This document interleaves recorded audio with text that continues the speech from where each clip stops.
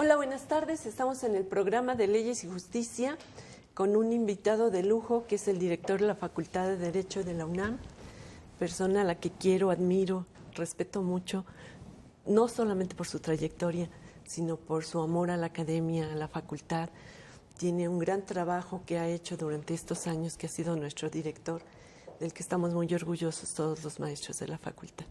Muchas gracias por invitarme a tu programa, Leti, y muchas gracias por aceptar venir a grabarlo aquí a tu casa, a la Facultad de Derecho, a la sala de directores de la Facultad de Derecho. Es un enorme orgullo, un enorme placer estar aquí en este salón de los directores, que es maravilloso. Pues le doy gracias a Dios por estar aquí en estos momentos. Pues es tu casa, de la cual es una de las distinguidísimas académicas que han hecho que esta facultad sea pues la mejor de México. Muchas gracias.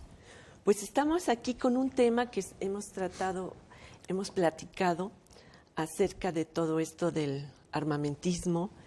Lean al maestro en el Excelsior, salen sus artículos muy interesantes, con investigaciones profundas, con meditaciones, porque los temas son muy meditados, muy pensados, con mucha investigación.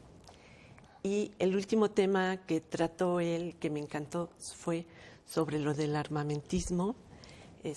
Estamos preocupados realmente por la violencia entre los jóvenes, muy fuerte, que realmente pues necesitamos la educación en los valores, en el respeto a la vida, en el respeto a la libertad, la igualdad, todos estos principios tan maravillosos que desafortunadamente se han estado perdiendo y por los que hay mucha violencia.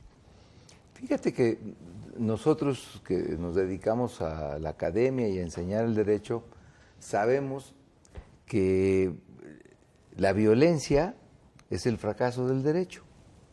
Cuando resurge la violencia, quiere decir que algo en el derecho falló, porque la violencia en la historia de la humanidad es la forma más primitiva en que el ser humano resolvía sus controversias. Sí, es cierto. El resolver las relaciones de mando-obediencia a través de que el que manda es el fuerte, pues ha sido sustituido por la creación maravillosa de lo que es el derecho, pues que es lo que le permite a la sociedad convivir y vivir dentro de un esquema de paz social y de fraternidad. Entonces, estamos viviendo una época en México caracterizada por una gran violencia, una gran inseguridad, una gran corrupción, y estos ingredientes pues se ven aderezados por la presencia de un mercado negro ilegal de venta de armas, que en su mayoría provienen de los Estados Unidos.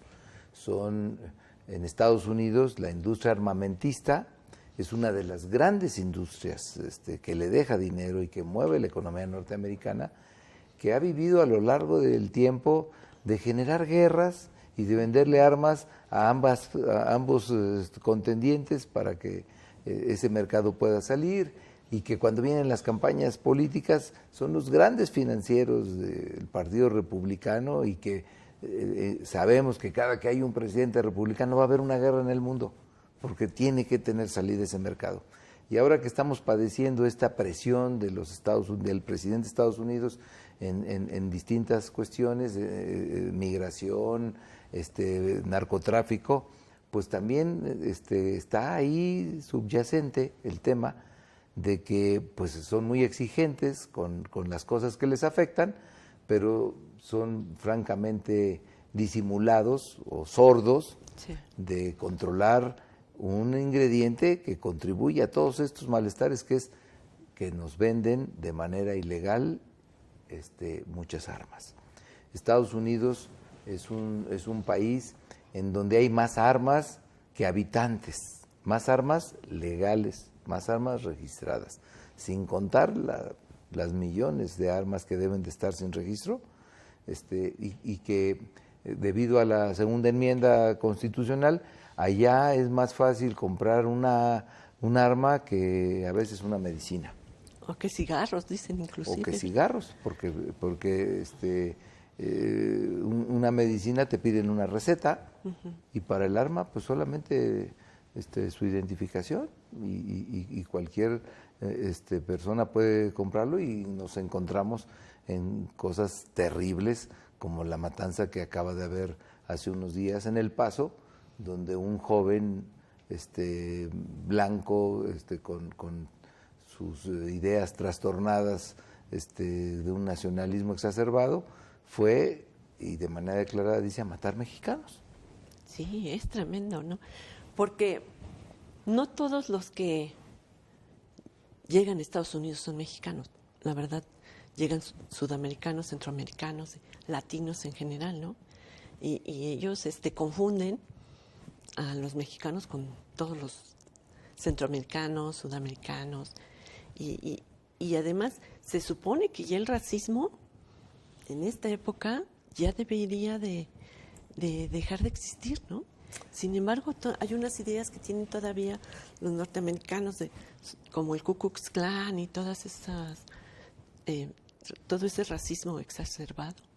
Mira, la historia de los Estados Unidos no se puede explicar sin un elemento fundamental, que es la inmigración. Estados Unidos es un país creado por inmigrantes. En el territorio de lo que hoy es Estados Unidos no había culturas originarias importantes como lo hubo en Mesoamérica, ¿no? En Perú, en México. Ahí estaban los terrenos vacíos, y fueron llegando colonos de distintos países de Europa. Y luego han llegado de Oriente, y han llegado obviamente pues del sur. Entonces, Estados Unidos es un país hecho de inmigrantes. Lo que sí es que vemos que hay una minoría blanca que tiene todavía estas ideas de un predominio racial, que ven con preocupación que la curva demográfica en Estados Unidos les está ganando, y que se están generando poblaciones de inmigrantes que no son las que a ellos les gustan, y temen perder el control político, económico, y estos son las reacciones de estas ideas trastornadas de pensar que hay diferencias raciales o que hay superioridad racial y que una raza debe de predominar de la otra, cuando finalmente pues la historia demuestra que la grandeza de Estados Unidos es producto precisamente de esta mezcla y de esta aportación de todas las culturas que han llegado a asentarse en ese territorio. Sí, incluso pues se relata que la madre de Donald Trump pues también era inmigrante, ¿no? Claro. Venía también de fuera de este país. Creo que los dos padres no son nativos, o tienen sus orígenes, ambos padres de inmigraciones europeas. Sí, es entonces, ilógico. Realmente los verdaderos norteamericanos pues, son los de las tribus. Los de las tribus norteamericanas que confinaron ahí en algunas reservaciones, y que los tienen ahí todavía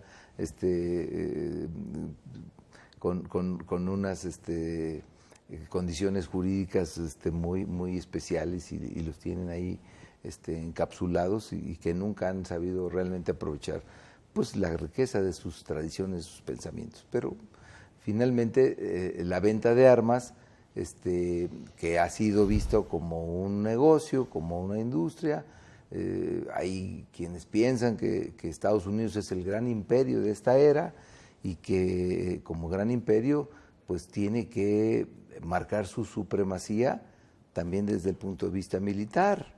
Y este presidente ha echado por la borda pues muchas cosas que se habían venido avanzando en la sociedad en materia de globalización, de libre comercio, de intercambio de cuestiones económicas, para regresar a la historia y tratar de decir, a ver, mejor las negociaciones las vamos a imponer de a uno por uno y a través de la fuerza. Sí, yo soy el poderoso y yo te impongo las reglas. ¿Las quieres o las tomas? Y si no las tomas, te las impongo. Sí, eso es lo terrible, ¿no? La verdad se imponen a través del miedo, del temor. Y pues hay que decirlo, todas las guerras han sido las últimas, sobre todo de esta época contemporánea, pues han sido planeadas en el Pentágono. Sí, y han sido guerras que si ve uno la historia, dice uno, pues ¿para qué hicieron esta guerra si no la ganaron? Exacto. No ganaron Corea, no ganaron en Vietnam, pero si lo vemos desde el punto económico, claro que sí ganaron, porque ganaron muchos millones de dólares vendiendo armas y las siguen vendiendo y las siguen distribuyendo y las siguen vendiendo al mercado negro para que esto sea. Y después se extrañan de que hay violencia, de que hay estas horribles matanzas y de que hay grupos delincuenciales que amenazan, pero pues atrás de cada grupo delincuencial, cada grupo de narcotraficantes, hay una fuerza real fundada en las armas que vienen de Estados Unidos de manera ilegal. Pues es la verdad. Vamos a un corte comercial y regresamos. Muchas gracias.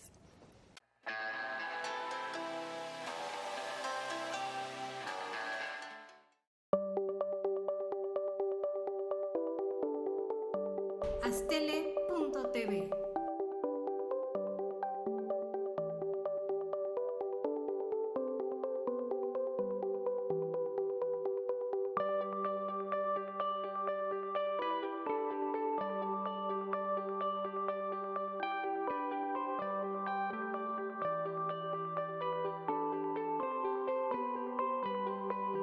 Astele.tv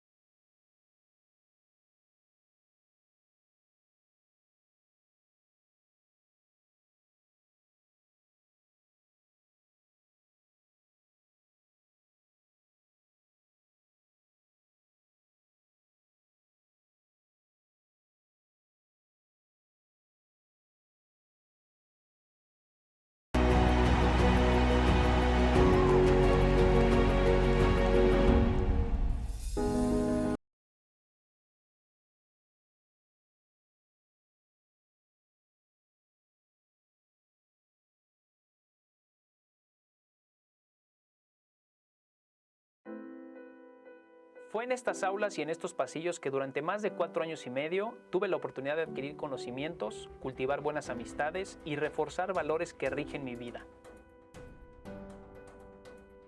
En mi gestión al frente de Jardines de México, trabajando con responsabilidad y honestidad, y en conjunto con un grupo multidisciplinario, hemos podido colocarnos como un punto emblemático del estado de Morelos y llegar a ser reconocidos como el jardín floral más grande del mundo. UNILA es más. Visita unila.edu.mx y conoce nuestra oferta académica.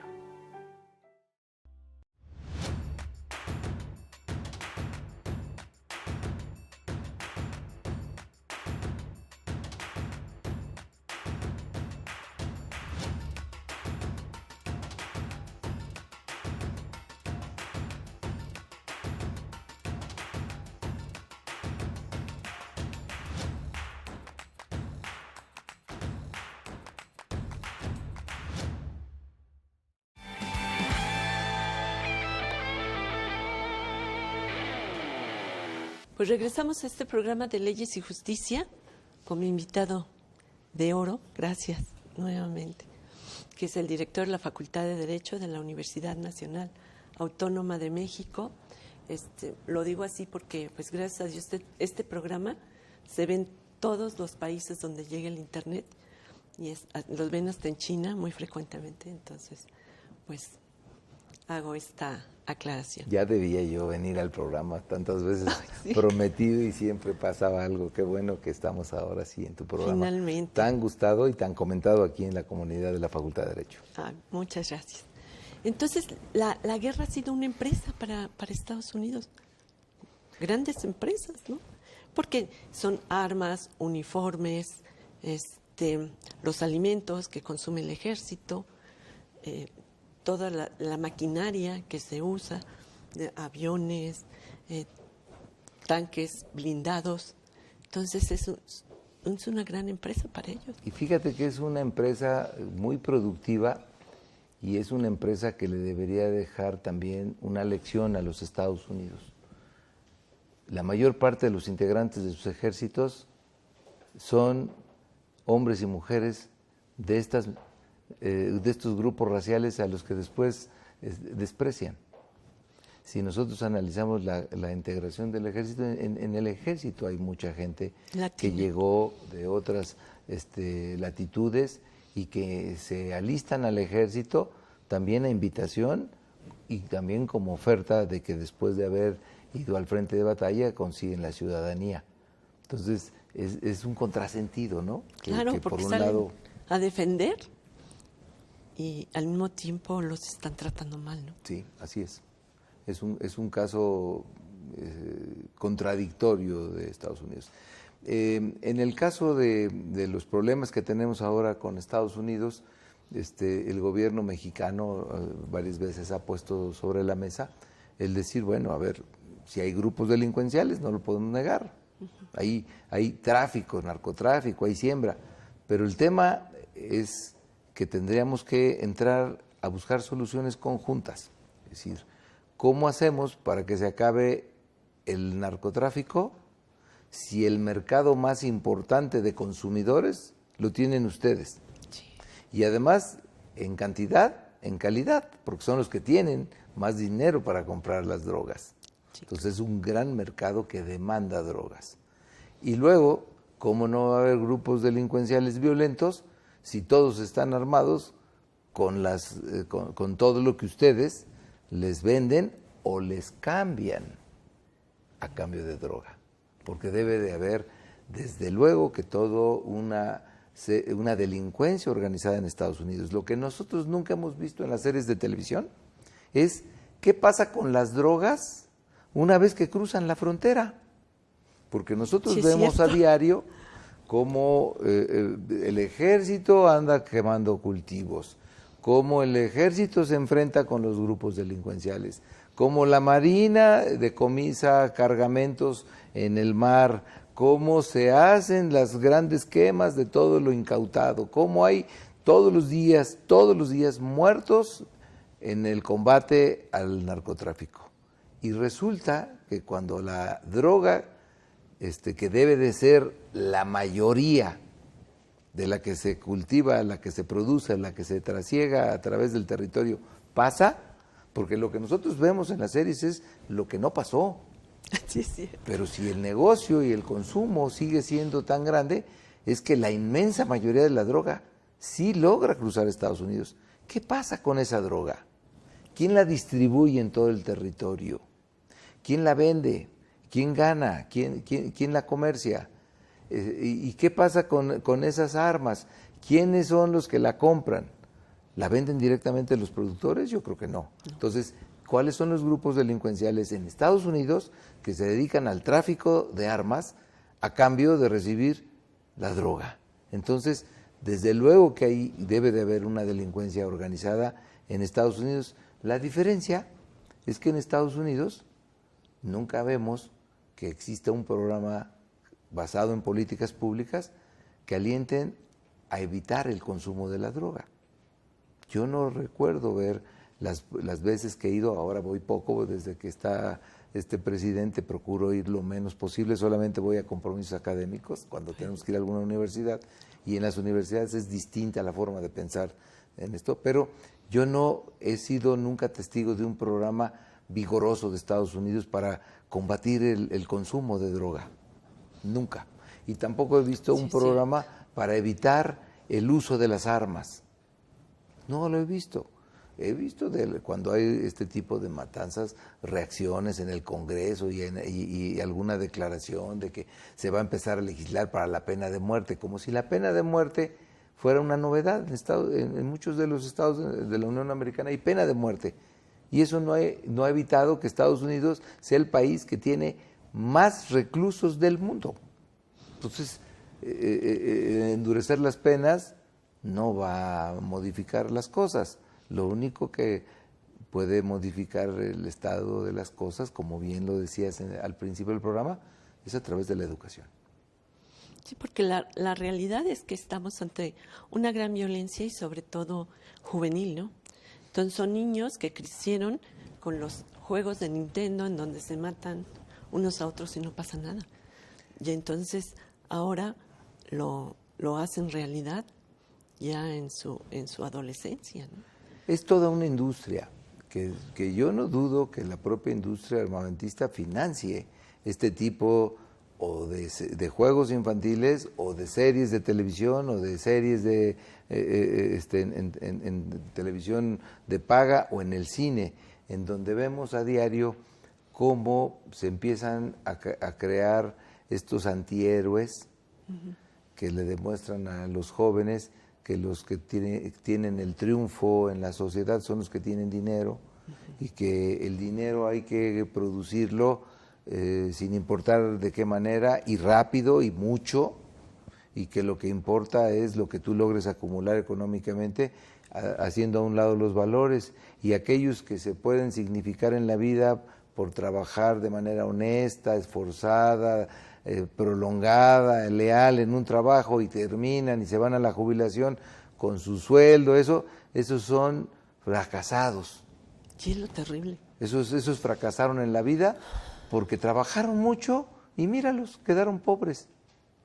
Y entonces te invitan a que te hagas rico de manera rápida. Y la única manera de hacerse rico de manera rápida es a través de la ilegalidad.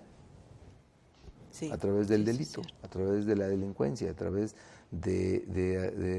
decía mi abuela, detrás de una gran fortuna, muy probablemente hay una ignominia enorme, donde alguien hizo algo muy duro, muy importante, para acumular esas cantidades de dinero de manera rápida. Nadie puede, salvo que se gane la lotería, hacerse rico de la noche a la mañana sin trabajar, si no es a través de la delincuencia y de la ilegalidad.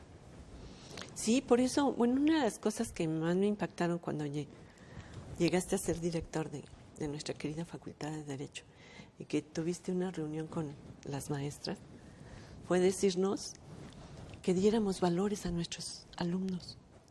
Y dije, pues sí, es lo que necesitamos. Volver a hablar sobre el civismo, la ética, que en una época hasta los habían quitado de los programas, sobre todo en la primaria. En la primaria. Entonces, ya ha sido terrible, porque entonces no le han dado importancia a la vida, no le han dado importancia a la igualdad. A la solidaridad. A la solidaridad. Claro. Ahorita ya es una época de que se está terminando el individualismo y tenemos que hacer alianzas para poder sacar nuestros proyectos adelante, ¿no? En grupo, con un fin común bondadoso, bueno, para ayudar a la gente es como podemos salir y sacar adelante a nuestro país. En la ciudadanía yo siento que se pueden rescatar a través de la ciudadanía muchos valores. Eso es, acabas de tocar un tema en el que hemos fundado, ¿no? La educación que estamos dando en esta facultad. Decimos, primero tenemos que crear buenos ciudadanos y luego buenos juristas. Nunca habrá un buen jurista si no es un buen ciudadano. Fabuloso, sí, el enseñar derecho es un arte o un arma. Si nosotros enseñamos derecho a alguien que no sabe utilizarlo, lo va a utilizar como un arma para enriquecerse y para dañar a los demás, porque sabe aprovechar las leyes en su ventaja. Si en cambio nosotros los enseñamos a ser buenos ciudadanos, a tener conciencia social, solidaridad, a entender lo que es la desigualdad, lo que es la pobreza, lo que es la corrupción, lo que es la impunidad como fenómenos nocivos, esa persona utilizará el derecho para tratar de cambiar esa realidad y para entender que la sociedad, si la distorsiona, también lo afecta a él mismo, porque a nadie le sirve una sociedad violenta, una sociedad injusta, inequitativa, corrupta. Entonces, quienes generan estos factores, al mismo tiempo los padecen, Leti. Sí, porque no se van a vivir a otro país. Aquí se quedan a vivirlo y algún día les va a tocar el mismo fenómeno que ellos hacen, algún día les va a tocar la violencia, algún día van a tener que sufrir en consecuencia o en carne propia con sus hijos o con su familia, lo que en algún momento ellos hicieron o iniciaron y que al paso del tiempo los alcanza. Si nosotros hiciéramos un seguimiento biográfico de las personalidades que se dedican a la delincuencia, veremos que nunca tienen un final feliz. ¿Cuántas películas hicieron sobre el personaje del Chapo Guzmán? Ya lo presentaban en Netflix como el héroe, hicieron muchas series. Cuando uno ve cuál es el final que tendrá a los 62, tiene 62 años, ¿cuántos años le quedarán de vivir en una cárcel de alta peligrosidad, en donde no tiene más que una hora para salir al sol, donde no tiene la posibilidad de ver a sus hijos, donde no tiene la posibilidad de recibir visitas? Uno acaba por entender que tarde que temprano la misma circunstancia que ellos crean los alcanza. Tienes mucha razón. Vamos a un corte comercial y regresamos. Gracias.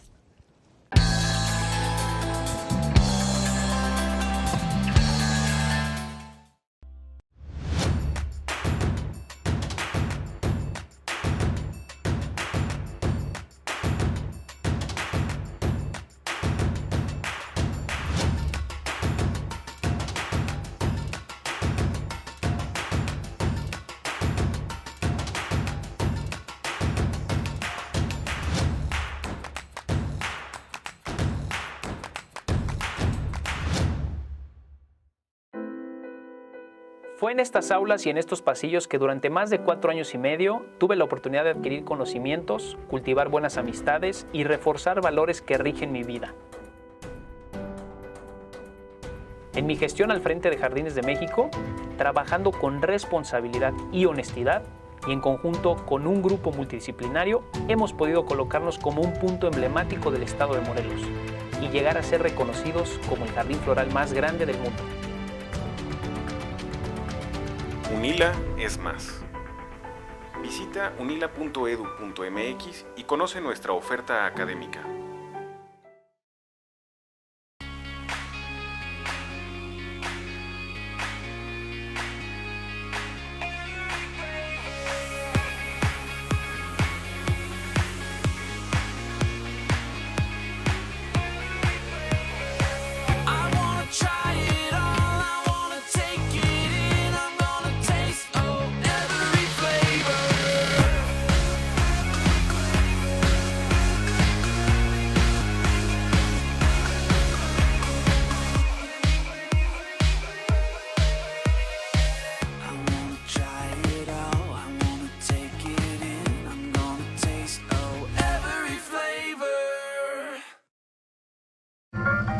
¿Cómo te fue?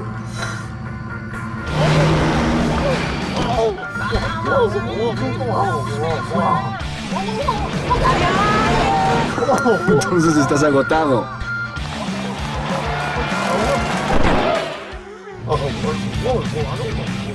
Rehidrátate con el balance perfecto de agua, glucosa y electrolitos y recupera el equilibrio en tu cuerpo.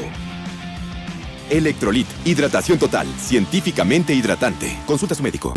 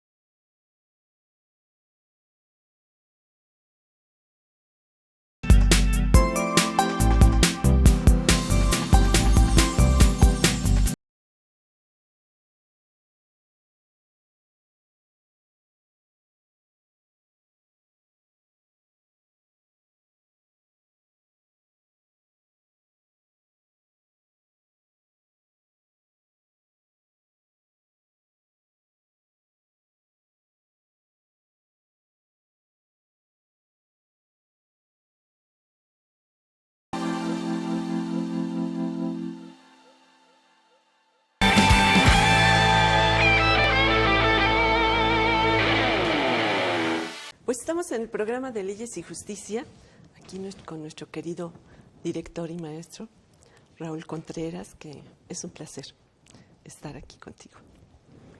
Compartiendo este tema tan interesante, ¿no? De que realmente nos hace mucho daño los antivalores. Entonces tenemos que volver a los valores para que despertar a la humanidad, a la juventud y decirles, pues no es el bien, o sea, matar a la gente, lesionarla, crear todo este tipo de violencia que ahora pues le está pegando el miedo a toda la población, ¿eh? Entonces ya salimos de casa diciendo, pues, ay, Dios mío, protégeme, ¿no? Porque realmente, digo, les han tocado hasta balas perdidas a las personas que van pasando donde se hace una balacera, cuando menos se lo piensa uno, ¿no? Estamos viviendo un momento difícil que tendría que repensarse por todos los actores sociales. Es un tema en donde creo que ha faltado convocar a la sociedad a actuar en conjunto. Porque mira, cuando se habla de combatir el narcotráfico, ¿no? Y uno que conoce de la ciencia política y del derecho constitucional sabe que los factores reales de poder se enfrentan a un grupo que viene y es disruptivo de esto. Entonces dice uno, ¿por qué no se acaba? ¿Por qué sigue lejos de combatirse, florece? Pues porque hay mucha gente interesada en ello, porque mucha gente que se dedica a vender inmuebles o joyas o autos, pues prefiere vender sus joyas, sus autos y sus casas, aunque sepa que los está vendiendo fuera de las normas, que está recibiendo dinero en efectivo y sabe que el dinero no proviene de una fuente legítima, pero le interesa más su ganancia. Porque los banqueros de alguna manera reciben los fondos y los mandan al extranjero y los lavan y ganan, porque saben que quien les da ese dinero no tiene no tiene gran interés ni gran conocimiento en ponerlo en valores para que gane intereses, sino el que lo hace es el banquero. El banquero le recibe el dinero, gana dinero, produce dinero y le lava el dinero a quien se lo da a guardar. Porque muchos actores no están en contra porque son consumidores. Eso también es grave, ¿no? Porque en algunas poblaciones protegen a los delincuentes porque se convierte la impunidad en la fuente principal de ingresos de esa comunidad. Mira, don Raúl Cervantes Ahumada decía que el problema más serio de la aplicación del marco de derecho era la impunidad. Porque de nada sirve que tú tengas una ley si por convicción la gente no la obedece o el Estado o el gobierno que tiene la obligación de hacerla valer no lo hace. Porque la impunidad generaba 3 efectos y hoy podemos un cuarto. Quien comete un acto ilícito y no es sancionado, queda invitado o convidado a volverlo a hacer. Bueno. Quien observa que otro comete un acto ilícito y no es castigado, queda convidado o invitado a imitarlo. Y la tercera, que va siendo más grave, las víctimas de los actos ilícitos, cuando ven que no hay sanción, empiezan a tomarse justicia de propia mano. Y entonces surge la violencia. Y hoy, don Raúl a lo mejor no lo vio, pero ya lo podríamos decir, cuando la impunidad se convierte en costumbre, genera una convicción de que lo ilegal es lo correcto. Por eso vemos cuando hay acciones en alguna comunidad para combatir al huachicoleo, cómo salen de las casas la población y los esconde y agrede a los militares, como diciendo, a ver, ¿por qué se llevan a ellos si son de aquí del pueblo y demás? Pues son los que nos traen la riqueza, ¿no? Tenemos muchos años aquí viviendo del huachicoleo, ¿cómo que ya lo van a prohibir? Si ya nos acostumbramos a él, a no pagar gasolina o a pagar la barata, a que el dinero pues de ahí sale para arreglar la escuela o sale para pagar más sueldos. Entonces, a ver, defiéndelo. A los narcotraficantes en la zona donde ellos se mueven, la población les avisa y los esconde. ¿Por qué? Porque tantos años de impunidad que el fruto de la ilegalidad se convierte en el motor económico de esa comunidad. Entonces, cuando ya tenemos comunidades que se acostumbran a la ilegalidad, el problema es mucho más complejo. Cuando sabemos que nos roban las autopartes y en lugar de irlas a comprar legalmente, vamos y se las compramos a donde las venden los que se las robaron. Cuando sabemos que vamos a comprar un disco o un libro y sabemos que es pirata, pero pues sabemos que con lo que compramos uno pirata, pues nos alcanza, si compramos uno legal nos alcanza aquí para 4 o para 5 y sabemos que está mal. Cuando vamos a un tianguis y sabemos que en ese tianguis se venden cosas robadas y sabemos que son robadas y que no va a haber factura y que a veces dice uno, ¿de dónde salió esta maravilla? Pues, ¿cómo puede ser tan barata? Pues porque es robada. Entonces la comunidad se va acostumbrando al efecto de la impunidad y entonces cuando la impunidad se convierte en una costumbre y entonces hace que esa sociedad pues empiece a descomponerse desde sus estructuras y eso es muy complicado, Leti, tú lo sabes muy bien. Sí, porque empieza a crear raíces, ¿no? Y se convierte como en un círculo vicioso. Que finalmente alcanza a todos. Sí. Que finalmente alcanza a todos. La ilegalidad, la informalidad en el empleo, la falta de ingresos fiscales, la violencia, todos estos fenómenos, pues uno no los medita o no los mide cuando compras una pieza robada o cuando compras una piratería, pero lo que tendríamos que estar conscientes como buenos ciudadanos es que estamos contribuyendo a la descomposición de la sociedad. Porque estamos viviendo una época donde todos los días nos dicen que tenemos muchos derechos. Yo les digo a los jóvenes aquí en la facultad, estén conscientes, somos la generación en la historia de la humanidad que más derechos ha tenido. Si estudiamos cualquier fenómeno histórico, verán que nunca habíamos tenido esta concepción de la igualdad, de la no discriminación, tantos derechos. Nada más que les tengo una mala noticia. Cada derecho conlleva una obligación. Entonces, si somos la sociedad en la historia de la humanidad con más derechos, también somos la sociedad con más obligaciones. Nada más que esa parte de la lección no nos la dicen y no nos gusta que nos la digan. Nomás nos encanta tener derechos, pero no obligaciones. Y cada derecho lleva una obligación.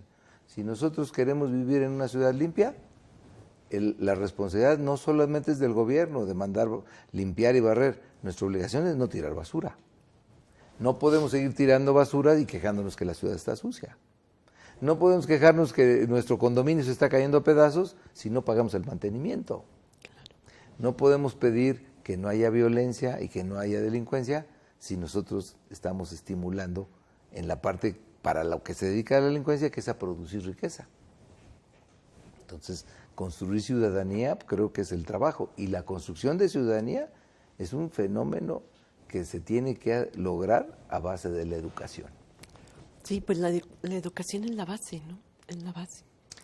Las sociedades, entre más educadas, son más evolucionadas. Si tú estudias el fenómeno jurídico, te darás cuenta que la mayor parte de la observancia de las leyes las hacemos nosotros por convicción. No necesitamos tener un policía atrás para hacer y para cumplir todas las leyes y todos los reglamentos que hacemos. Lo hacemos porque estamos convencidos de que así tiene que ser, porque funciona bien, porque además nos conviene estar haciendo las cosas para que la sociedad funcione. Es maravilloso que una ciudad como la nuestra, con tantos millones de habitantes y de carros, pues funcione. Sí, la verdad, sí. Aquí en la Ciudad de México le dan a los jóvenes la licencia sin tener que tomar un curso y sin tener que aprenderse el reglamento, y sin embargo funciona. ¿Por qué? Pues porque la gente cumple los reglamentos por convicción. Y la minoría de esa gente que no lo hace por convicción es la que el marco jurídico tiene que constreñir a través de la coerción y de la aplicación de la fuerza, y si es necesaria, de la violencia para someter a quien no se ajusta a la ley. El problema es cuando la mayor parte de la sociedad, por convicción o por costumbre, no obedece la ley. Y entonces tenemos como producto estos fenómenos a los que nos estamos enfrentando de violencia, inseguridad, corrupción generalizada, desigualdad social, pobreza. Es falta de ciudadanía. ¿Para qué quiere alguien ser muy rico si no tiene cómo salir en un carro de lujo o con un reloj de oro porque tiene miedo que se lo roben? Y es lo que te estaba yo diciendo, ¿no? Pues ahorita lo que tenemos todos dentro de la ciudad y en todas las ciudades, yo creo que hasta en el campo ese es el miedo, ¿no? Sí. El temor.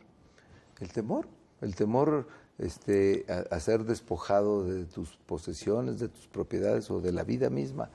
Y finalmente todo el mundo nos quejamos, pero realmente no nos ponemos a pensar que hay muchas cosas en nuestro diario vivir, de nuestros hábitos, que podríamos corregir para ser mejores ciudadanos y para tener una mejor sociedad y recuperar la tranquilidad y la paz social a la que estábamos acostumbrados.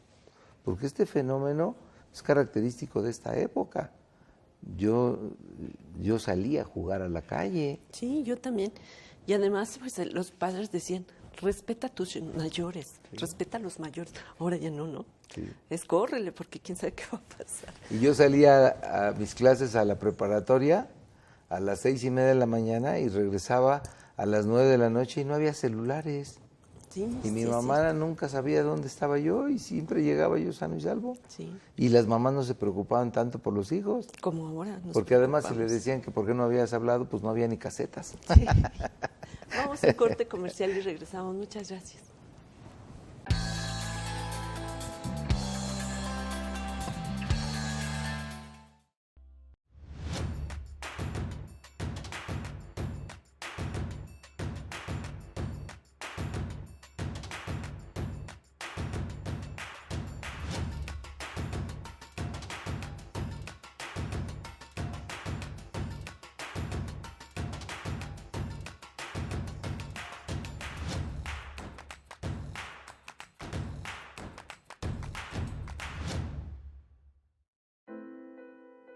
Fue en estas aulas y en estos pasillos que durante más de 4 años y medio tuve la oportunidad de adquirir conocimientos, cultivar buenas amistades y reforzar valores que rigen mi vida.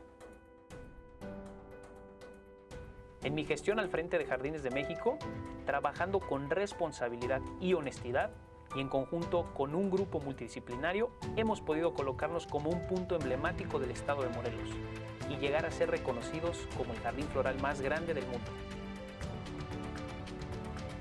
UNILA es más. Visita unila.edu.mx y conoce nuestra oferta académica.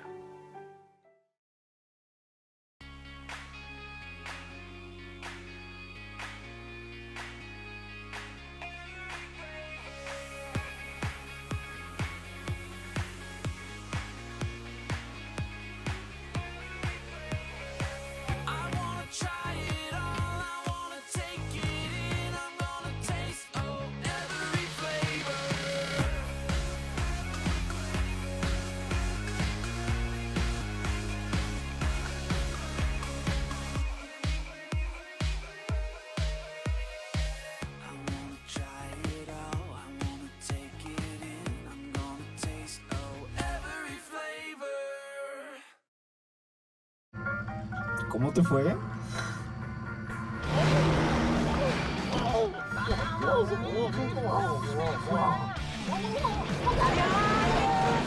Entonces estás agotado.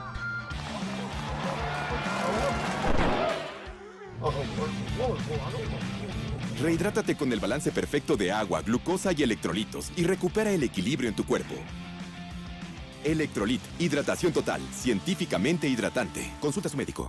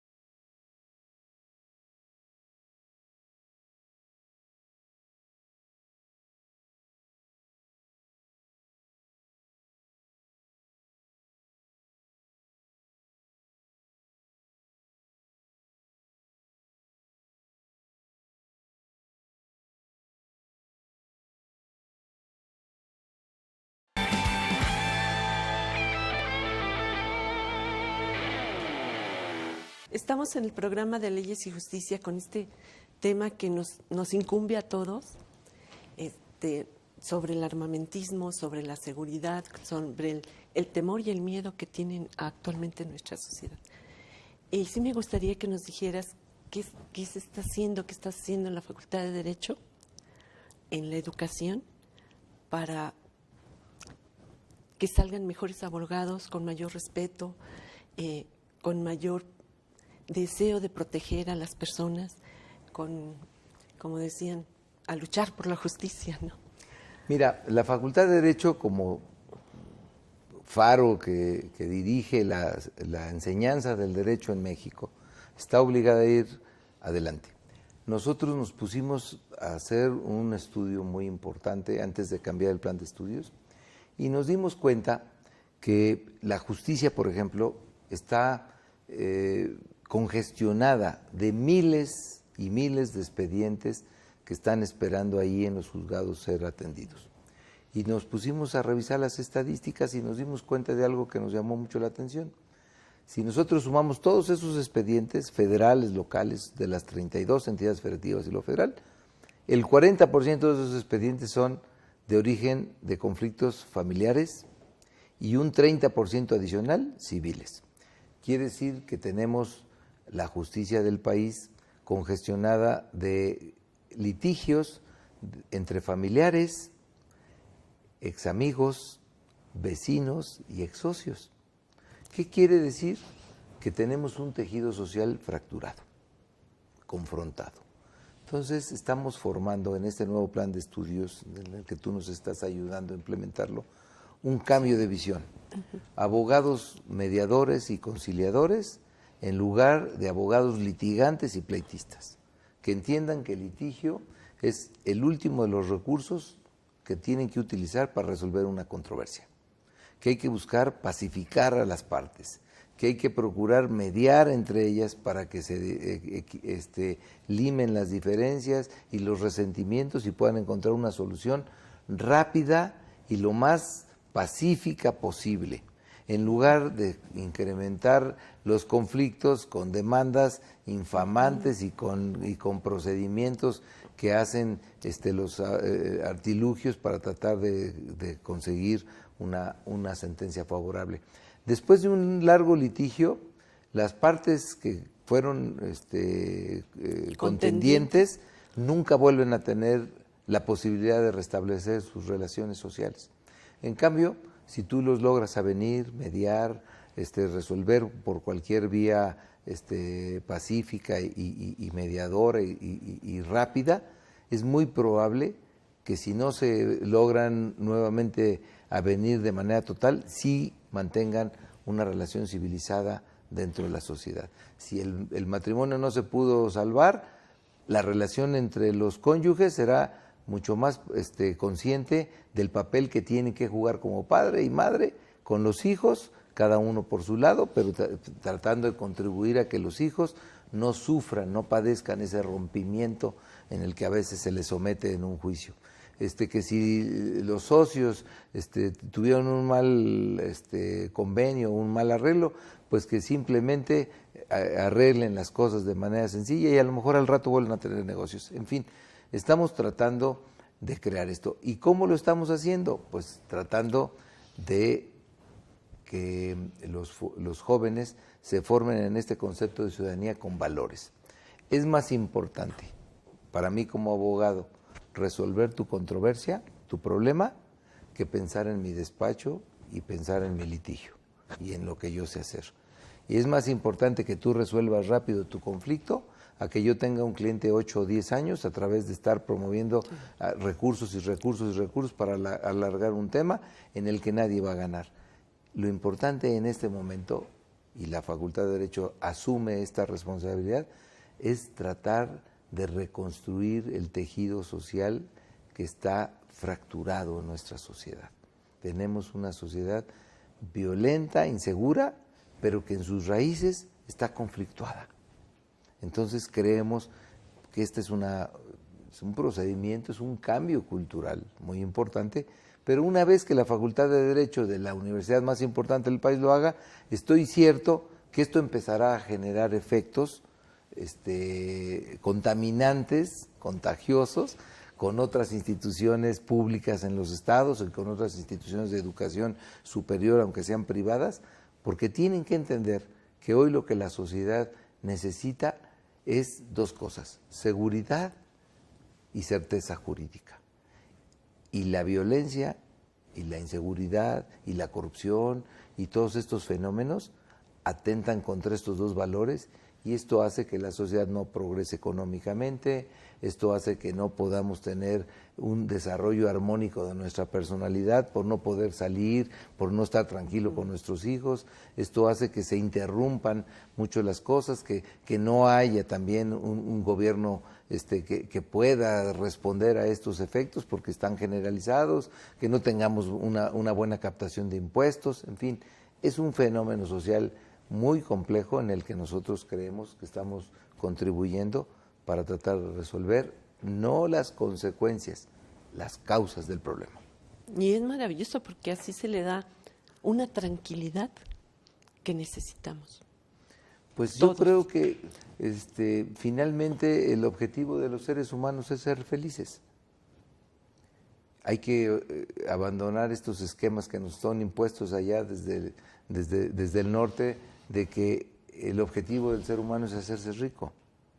De nada sirve hacerte rico si eres infeliz, si estás inseguro y si en cualquier momento puedes ser víctima de la propia violencia que a lo mejor tú ayudaste o contribuiste a crear. Creo que recuperar esos valores en donde el fin último que tenemos como ser humano es ser felices. Sí. Y un ser humano no puede ser feliz si no vive en sociedad. Y si esa sociedad no le garantiza pues un desarrollo armónico para él y para su familia.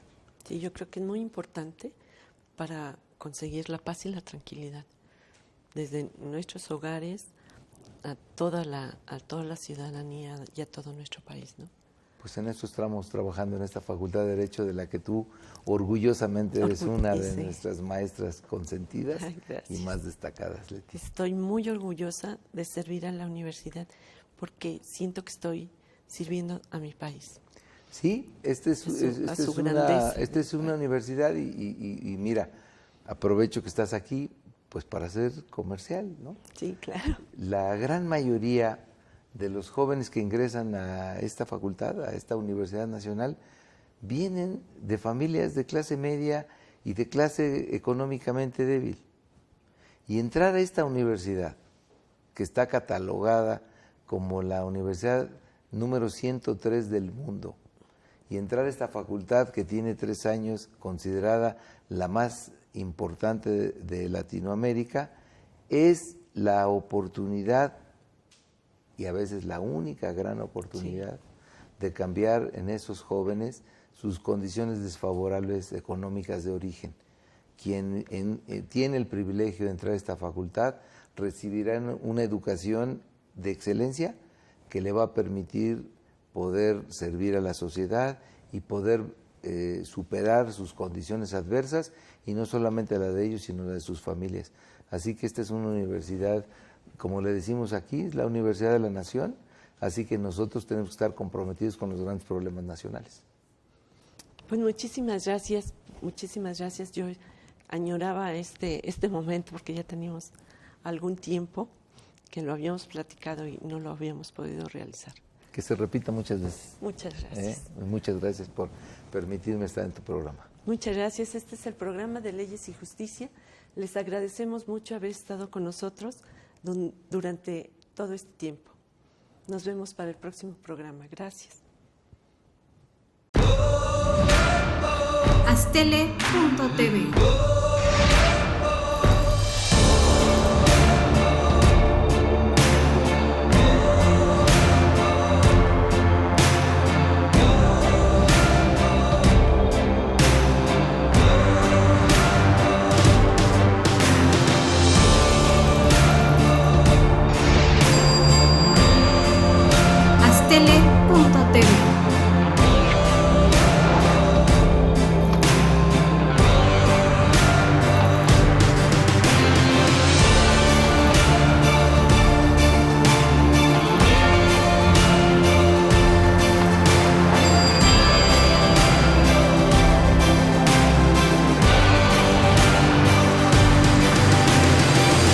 Astele.tv